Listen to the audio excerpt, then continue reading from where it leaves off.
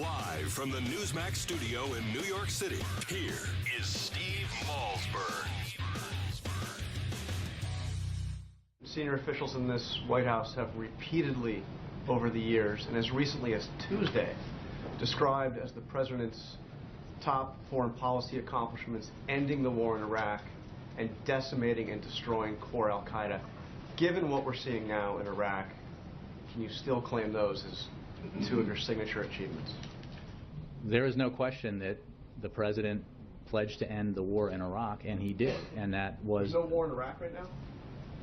U.S. combat mission in Iraq. All right, so he's playing word games. That was good. Jonathan Karl asking Jay Carney yesterday, as recently as Tuesday, the administration's claiming that the crown achievement of Obama's foreign policy is ending the war in Iraq. So are you're still claiming that? You're still proud of that? Here's one more. What is also the case, and what the president made clear as we wound down the war in Iraq, is that we need to be a good partner to the government in Iraq and provide the assistance that we can at their request to help them meet their security challenges, and we have done that. Ultimately, Iraq's future has to be decided through reconciliation of the in Iraq and a unified approach to dealing with the challenge posed by a group like the ISIL. All right, so there's the president's spokesman yesterday. Now, our next guest, David Swerdlick, columnist and contributing editor for TheRoot.com, doesn't think that Barack Obama is to blame for any of this. So before we get to David, let us all watch this. Obama should have seen this coming. He was asleep at the switch. So we could take it back to Bush and whether or not we should have gone in. I think we went in for the right reasons. I think we stayed too long and tried to do the wrong thing. So, I mean, I'm just saying we could debate that. We could debate it, then history will debate it. What I agree with you about entirely is that after President Bush's surge in Iraq, after General Petraeus's really brilliant counterinsurgency campaign there, the situation was better. And I think it was handed over to President Obama in a shape that didn't have to end up with al-Qaeda's black flags flying in Fallujah, Mosul, Tikrit, all those cities. So. All right, folks, that was David Ignatius of the Washington Post on our show yesterday. No conservative, he, obviously. And joining us now is David Swerdlick, as we mentioned, columnist and contributing editor for TheRoot.com. David, always good to see you, sir. Hey, Steve, thanks for having me on. My pleasure. All right, so I know that you have a really different take on this, that somehow Barack Obama shouldn't be blamed for what's going on in Iraq. How so? Yeah, I don't think he should be blamed, and I'm not second-guessing David Ignatius, who's obviously an expert in these kind of, foreign affairs, and like you said, is not a natural critic of the president. But I will say that, I do think the only way to look at this, if you're going to start assessing blame, is to go all the way back to the beginning of the war. And I do, and I would, and I have, and I continue to argue that, President Obama did take the right position in 2002, that we shouldn't have ever been there in the first place. And then when you got to his presidency and the end of 2011 and the decision to exit without renegotiating the status of forces agreement that had been negotiated by the Bush-Cheney administration, or I shouldn't say not negotiating, but not to sign a new one, it was not in the interests of President Obama, what he had promised to the American people. It was not, I take it in his view, in our interest to remain without certain conditions and concessions that they couldn't get from the Iraqi government. And so they followed through with exiting Iraq after essentially a decade of war. And it's one thing to say, oh, we could have done it differently. It's one thing to say, oh, there's an argument to be made for having left 10,000 or 15,000 troops there, which there is. But to blame Obama for that, I think, is to way oversimplify the entire situation. Well, again, to be fair, Ignatius also expressed, which I think you're kind of saying also, that we never should have gone in the first place. Right. But that's neither here nor there at this point. Again, Barack Obama could only blame George W. Bush for so many things for so many years. We're now 6 years into Obama being commander-in-chief, and as you said, Decisions were made under his command that left no American troops in Iraq. What did Obama and his staff and his experts and his foreign policy team, which John McCain says should all be fired, what did he think was going to happen? No, again, arguments were made at that time. Here's where McCain is right.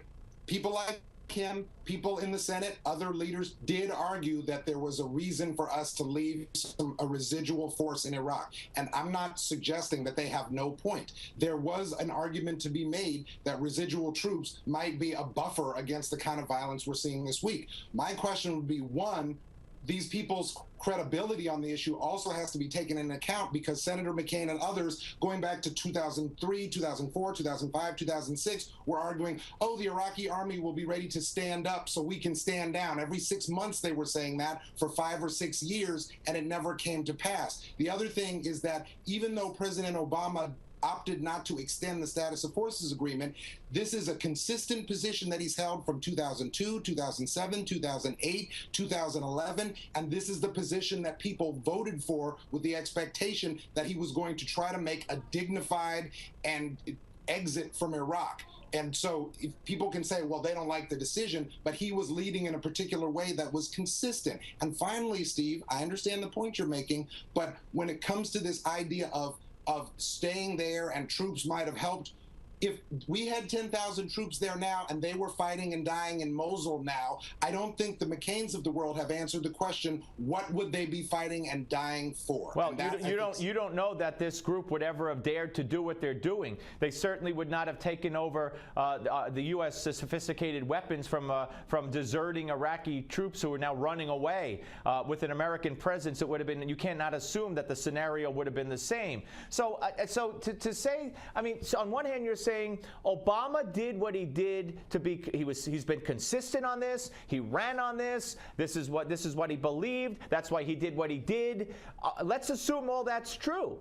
But then he's to blame for where we are based on his beliefs and his consistency and his following through. Steve, the problem I have with that argument, again, is that this is one issue where I do think you have to lay the blame first and foremost at Bush and the other people, Republicans and Democrats, who authorized the invasion and occupation of the war in Iraq. We should not have been there in the first place, and President Obama was in part elected and in part has governed in a way that, with the idea of, we've done our duty in Iraq, we've tried to stabilize the position of the Iraqi government and our relationship with them as best we can, going to the end of 2011, which was 8+ years after we invaded, and not re-signing a status of forces agreement and bringing troops home. He promised to get out of Iraq and stay in Afghanistan, and that has been the policy. No, I understand, but obviously it was the wrong decision, because this is where we are now. And in fact, Obama himself today said that this could be a threat to U.S. interests, and we're going to have to do something. Now, we're not putting troops on the ground, thank God, but we're going to have to probably take military action. So he made a mistake. I mean, how could you say it's not? How could you say he didn't? Now, he acknowledged today, he didn't say, well, as he did say in part, this has to be resolved ultimately by the Iraqi people, blah, blah. But he did say, we may have to take military action, and it's a threat to U.S. interests. So that being the case, it was his policies since Commander-in-Chief, since becoming Commander-in-Chief, that led to this mess. He admitted it. Steve, the biggest problem I have with the way you've laid it out is the use of the word obviously. In the same way that I can't know what would have happened if we had left 10,000 or 15,000 troops in Iraq, I don't think anybody can know what would have happened, essentially the other way. In other words, if we had left 10 or 15,000 troops, how do we know that would not have destabilized the politics there? In another way, a lot of experts, you brought out David Ignatius. There's experts like Fareed Zakaria who have argued that Maliki would have lost, his government would have lost credibility with Shiites and Sunnis if he had agreed to allow Americans to stay, with the condition that our troops were immune from prosecution under Iraq law, et cetera, et cetera. And again, I go back to, I know this is slightly different than what you're saying, and again, I go back to, I don't think you can know for sure that none of our troops would have been killed these last 3 years.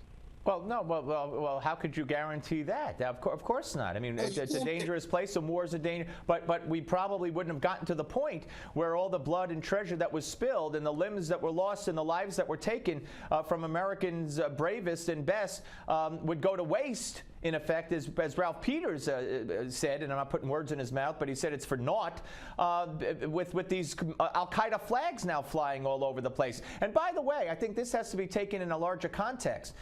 You know, we have fought now on the side of al-Qaeda in Libya. We have fought on the side of al-Qaeda in Syria. We are now being overrun. The country that we helped, secure is now being overrun by al-Qaeda.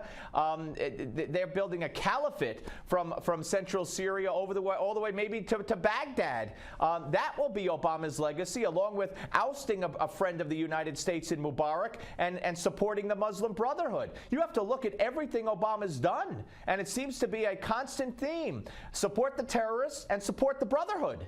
No, I think saying support the terrorists and support the Brotherhood is way over the top, Steve. Look, I think it is. You don't think we supported the Muslim Brotherhood when we ousted Mubarak?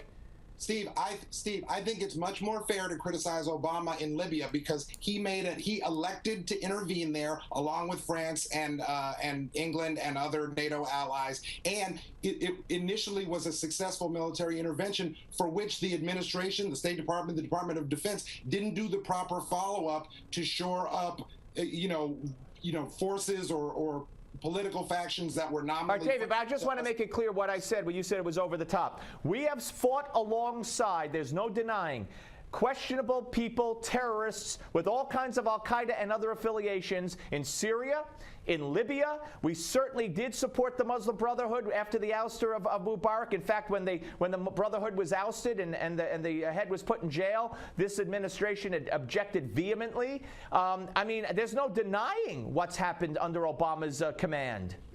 Steve, the Obama administration did work with and talk to and negotiate with the Muslim Brotherhood government. The prime minister's name is escaping me right now. In Egypt. Morsi. Yes, right. He worked with Morsi. He worked with Mubarak before Morsi. He worked with Morsi, and then now he's working with al-Sisi. The President Obama and the Obama administration have maintain this policy of we're going to maintain our military ties with Egypt. We are going to maintain our security ties with Egypt because the Egyptian military, we work with them on issues of security, but they have not pushed for one government in Egypt, nor have they abandoned one government in Egypt. When Morsi was there, we talked to them. When Morsi was ousted by al-Sisi, we talked to al-Sisi. When Morsi was ousted by al-Sisi, we condemned it. We objected to it. We demanded that he be reinstated. Come on, I mean, you're not presenting a real fair picture. But listen,